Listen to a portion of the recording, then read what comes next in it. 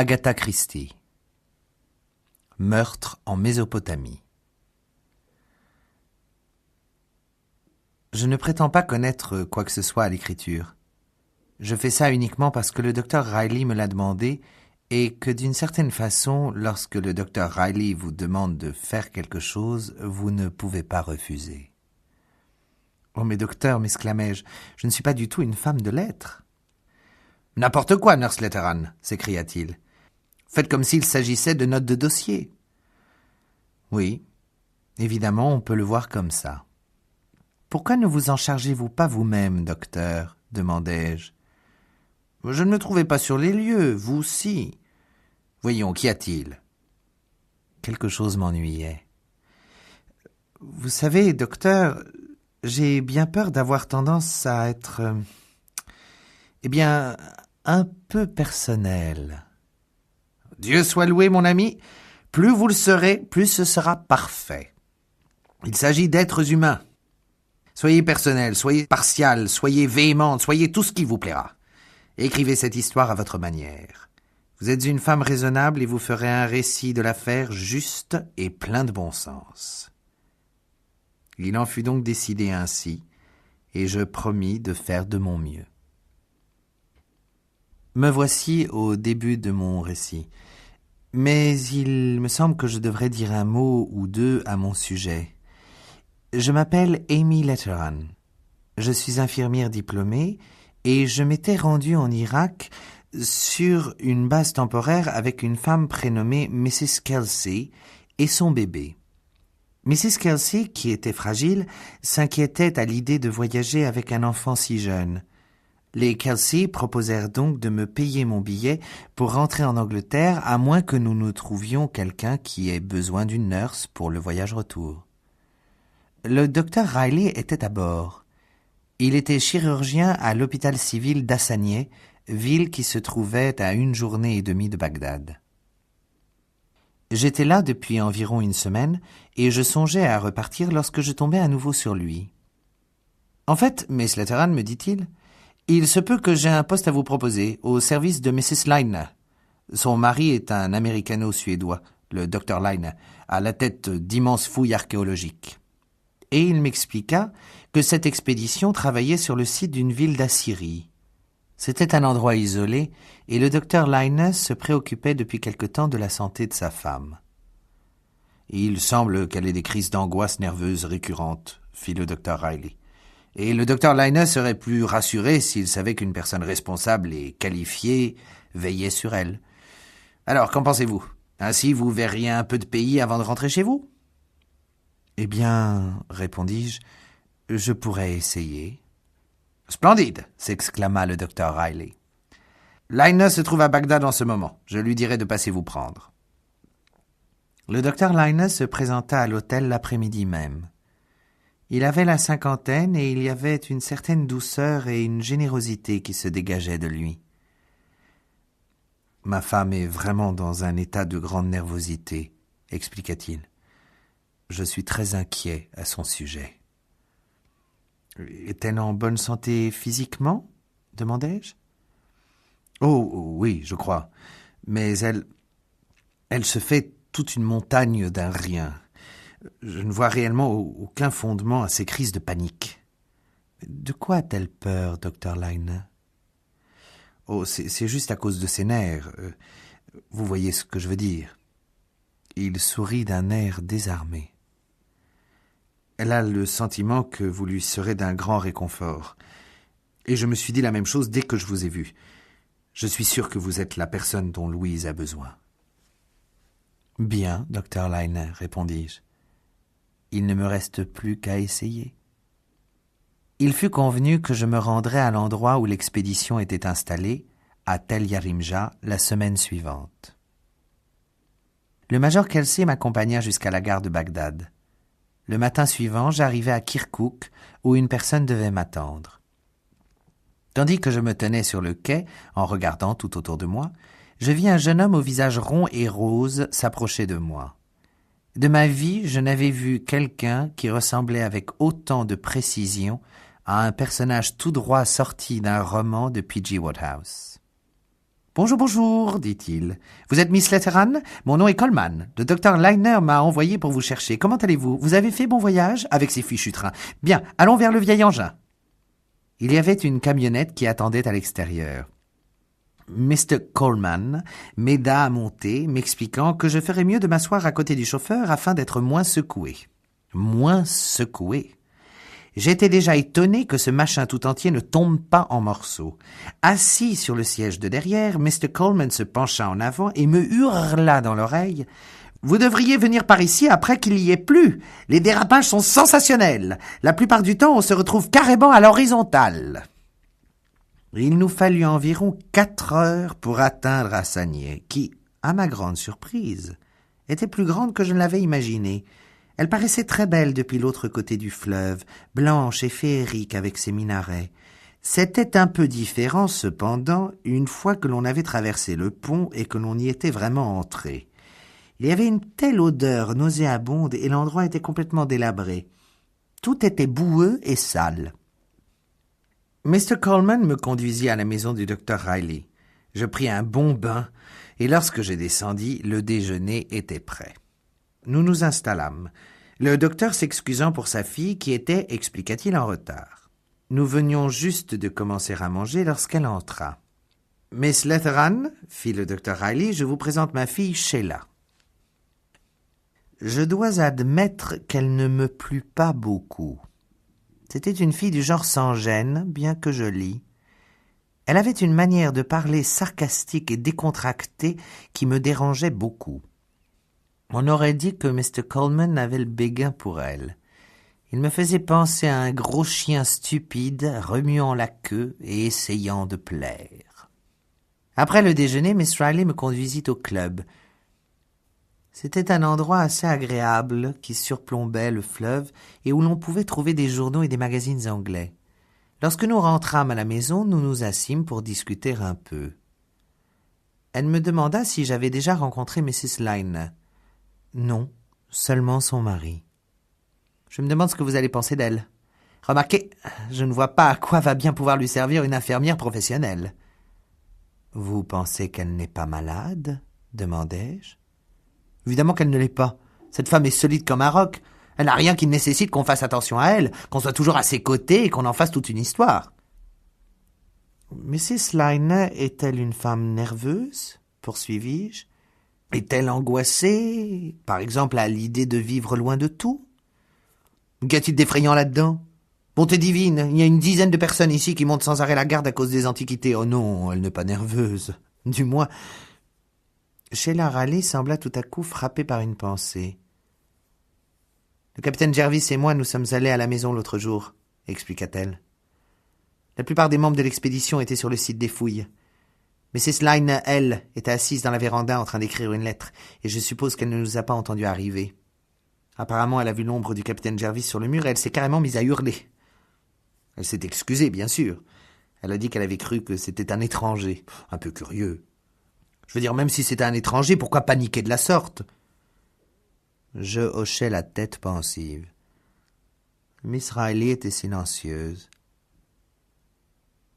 Je ne sais pas quel est le problème avec eux cette année, reprit-elle soudain. Ils ont les nerfs à vif.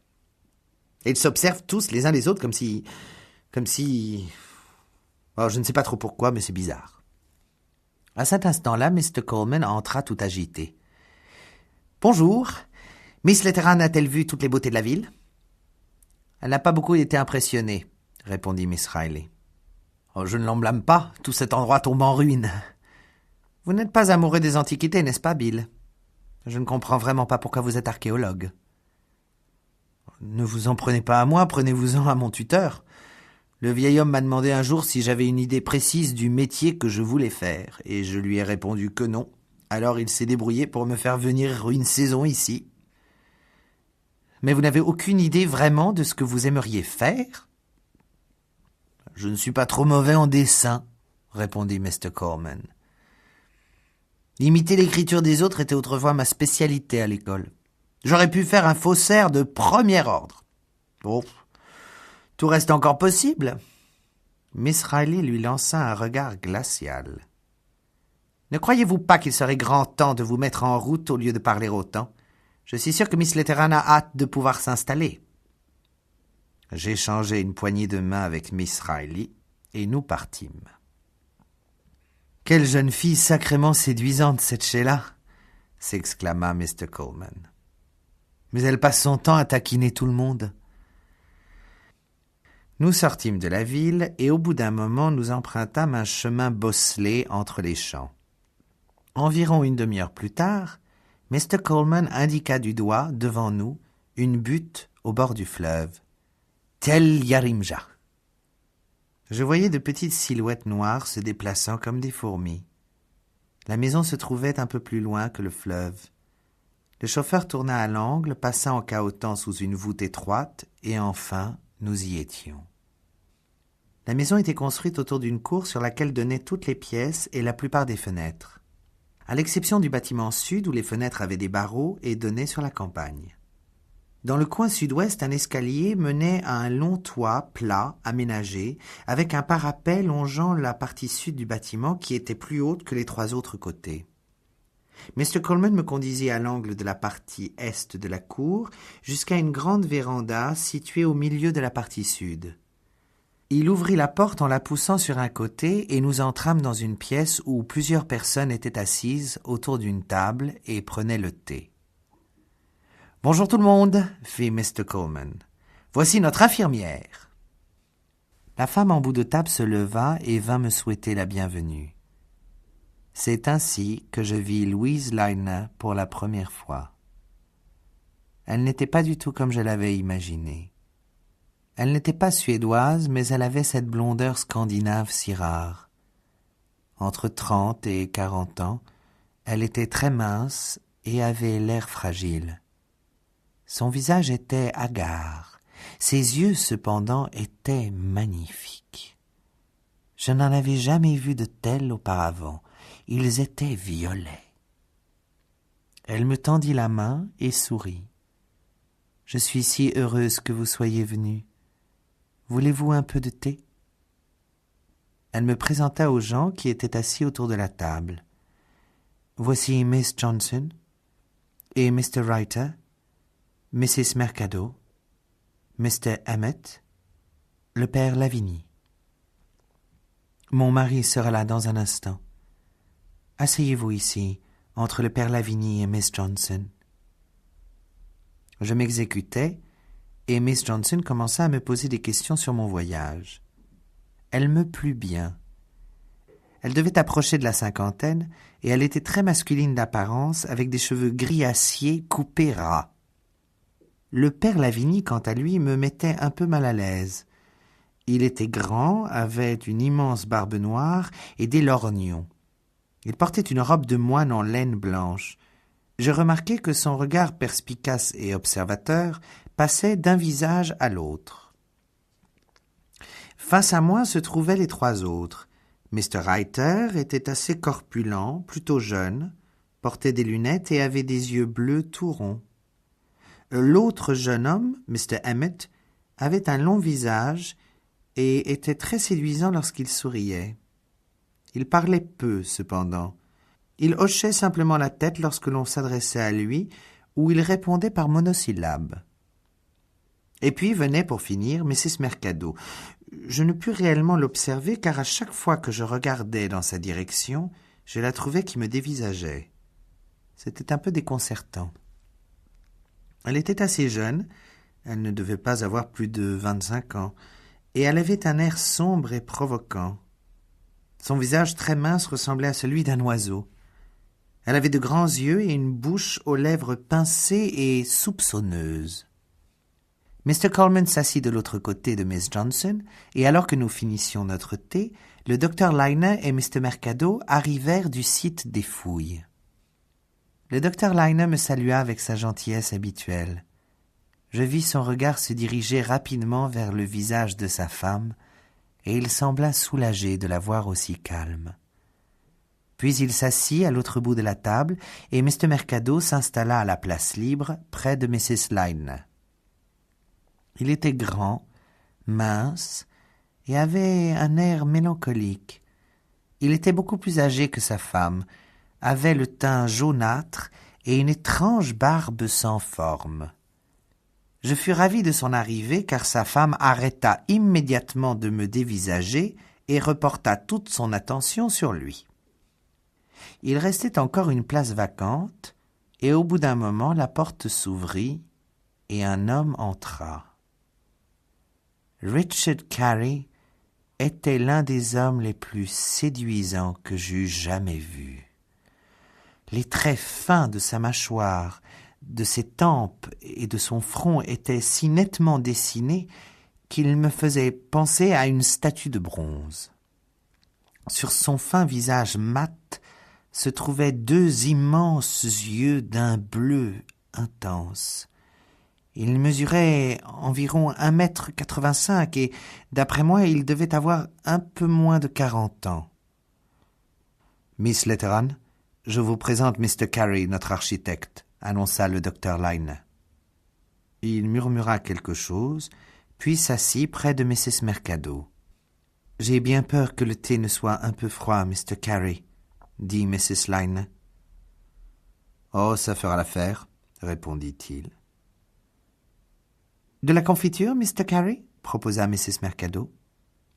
Mr. Ryder poussa les toasts en avant. Leurs attitudes avaient quelque chose d'un peu formel. On aurait dit un groupe d'étrangers, et non pas de gens qui se connaissaient, du moins certains d'entre eux, depuis déjà un certain nombre d'années. Après le thé, Mrs. Lyne me montra ma chambre. Je devrais peut-être vous faire une brève description de la maison. La véranda était située au centre de la partie sud. Bien. De chaque côté se trouvait une porte qui conduisait à l'une des deux pièces principales. Celle de droite menait à la salle à manger où nous avions pris le thé. Celle de l'autre côté menait à un salon, utilisé également comme une sorte de pièce de travail informelle. Après avoir traversé ce salon, on entrait dans la salle des antiquités où toutes les découvertes des fouilles étaient apportées et conservées. De cet endroit, il n'y avait aucune autre porte de sortie. À côté de la salle des antiquités, il y avait la chambre de Mrs. Lyne, mais on ne pouvait s'y rendre qu'en passant par une porte qui donnait sur la cour. Cette pièce, comme toutes celles de la partie sud de la maison, avait quelques fenêtres avec des barreaux qui s'ouvraient sur les champs. À l'angle à côté de la chambre de Mrs. Lyne, mais sans aucune porte communicante, se trouvait celle du docteur Lyne. Il s'agissait de la première pièce appartenant à la partie est du bâtiment. Ensuite, il y avait ma chambre. Venait ensuite celle de Miss Johnson et celle de Mr. et Mrs. Mercado. Après ça, il y avait deux soi-disant salles de bain. Il s'agissait en fait de deux pièces remplies de boue avec une baignoire en fer blanc dans chacune. Le long de la partie nord se trouvait la salle de dessin, le laboratoire et les salles de photographie. De l'autre côté de la véranda, la disposition des pièces était quasiment identique. La salle à manger menait au bureau où l'on conservait les dossiers, où l'on rédigeait les catalogues et où l'on dactylographiait les documents. La chambre du père Lavigny, qui était la plus grande chambre, occupait la même position que celle de Mrs. Lyne. Il utilisait aussi cette pièce pour le déchiffrage, ou peu importe le nom qu'on lui donne, des tablettes. Au coin, un escalier menait au toit. Dans la partie ouest, on trouvait en premier la cuisine, puis les 4 petites chambres occupées par les jeunes hommes, Carey, Emmett, Ryder et Coleman. À l'angle nord-ouest se trouvait la salle de photographie ainsi que la chambre noire qui était reliée par une porte communicante. Juste à côté, il y avait le laboratoire. Puis venait la seule entrée, la grande voûte, par laquelle nous étions arrivés. À l'extérieur se trouvaient les logements des domestiques, le poste de garde des soldats et les étables. Malgré sa simplicité, ma chambre était joliment meublée. Il y avait un lit, une commode, un lavabo et un fauteuil. « Les domestiques vous apporteront de l'eau chaude avant le déjeuner et le dîner, » expliqua Mrs. Lyne. « Et le matin aussi, bien évidemment. » Elle passa la main sur la carafe d'eau et la cuvette d'un air absent. J'espère vraiment que vous vous plairez ici. » Soudain, ses yeux violets foncés se fixèrent sur mon visage. « Que vous a raconté mon mari, exactement ?»« J'ai cru comprendre que vous étiez un peu déprimée, Mrs. Lynn, » répondis-je avec désinvolture et sans hésitation, « et qu'il fallait que quelqu'un s'occupe de vous et vous soulage de tous vos soucis. » Elle sourit, un sourire chaleureux et ensoleillé, et dit d'une voix très douce qu'elle était très contente de ma venue et qu'elle était persuadée que j'allais lui être d'un très grand réconfort. « Aimeriez-vous monter sur le toit et admirer le coucher de soleil ? À cette heure-ci, c'est très beau habituellement. » J'acceptai de bon cœur. Là-haut, nous trouvâmes Mrs. Mercado assise sur le parapet et le docteur Liner penché au-dessus de nombreux cailloux qu'il appelait moulins à bras et des morceaux cassés de vases aux motifs étranges, tous alignés en rang. « Venez par ici !» appela Mrs. Mercado. « N'est-ce pas magnifique ?» C'était assurément un très beau coucher de soleil. Hassanieh, au loin, semblait absolument féerique avec le soleil derrière elle et le Tigre coulant entre ses larges rives. « Nous sommes tous tellement heureux de votre venue, » fit-elle. « Nous étions tellement inquiets au sujet de cette chère Mrs. Lynn, n'est-ce pas, Louise ?»« Eh bien, répondit Mrs. Lynn d'un ton sec, vous n'aurez plus besoin de vous inquiéter pour moi dorénavant, Marie. Nurse Letteran va s'en charger. »« Certainement, répondis-je vivement. »« Je suis persuadé que cela fera toute la différence, reprit Mrs. Mercado. Ses nerfs ont vraiment été mis à rude épreuve, n'est-ce pas, ma chère Louise ? À tel point qu'il me semble que je commençais à vous énerver sérieusement, fit remarquer Mrs. Lynn. Pourrions-nous maintenant parler de quelque chose de plus intéressant que mes misérables mots ? Je compris alors que cette Mrs. Lynn était le genre de femme qui pouvait facilement se faire des ennemis. Il y avait une sorte de mépris empreint de calme dans le ton de sa voix, non pas que je l'en blâme pour cela, qui fit rougir les joues plutôt pâles de Mrs. Mercado. Mrs. Lynn s'était levée et avait rejoint son mari à l'autre bout du toit. Elle posa une main sur son épaule et il leva les yeux rapidement. On pouvait lire sur son visage de l'affection et une sorte d'interrogation. Au bout d'un moment, bras dessus, bras dessous, ils se dirigèrent au bout du parapet et descendirent finalement l'escalier ensemble. « Il lui est très dévoué, n'est-ce pas ?» commenta Mrs. Mercado. « Oui, répondis-je. Cela fait plaisir à voir. » Elle me jeta un curieux regard en coin. « Êtes-vous spécialisé dans le domaine psychiatrique ?» demanda-t-elle. « Oh, bonté divine, non !» m'exclamai-je. « Qu'est-ce qui vous fait croire cela ?» Savez-vous à quel point elle a eu un comportement étrange ? Est-ce que le docteur Liner vous l'a expliqué ? Je désapprouve les commérages au sujet de mes patients. D'un autre côté, il est souvent très difficile d'obtenir la vérité des membres de la famille, et tant que vous ne savez pas la vérité, vous avancez à l'aveuglette. Mrs. Mercado, que je classais immédiatement parmi les personnes malveillantes, mourait d'envie de parler. Et honnêtement, d'un point de vue humain autant que d'un point de vue professionnel, je voulais entendre ce qu'elle avait à dire. J'ai cru comprendre que Mrs. Lynn n'avait pas été tout à fait elle-même dernièrement, fis-je. Mrs. Mercado éclata de rire, un rire désagréable. Pas tout à fait elle-même. Non, en effet. Elle nous a presque fait mourir de peur. Une nuit, elle a cru entendre des doigts taper contre sa fenêtre. Ensuite, il a été question d'une main sans bras. Et pour finir, il lui a semblé voir un visage jaunâtre appuyé contre la vitre, mais lorsqu'elle s'est précipitée vers la fenêtre, il n'y avait rien. Ceci est tout de même un peu effrayant, non ? Peut-être que quelqu'un a voulu lui jouer un mauvais tour ? Oh non ! Elle a tout inventé. Mrs. Mercado me lança un regard de côté. Elle a un air très romanesque, vous ne trouvez pas ? C'est le genre de femme à qui toutes sortes de choses arrivent. Lui en est-il arrivé beaucoup ? Demandai-je.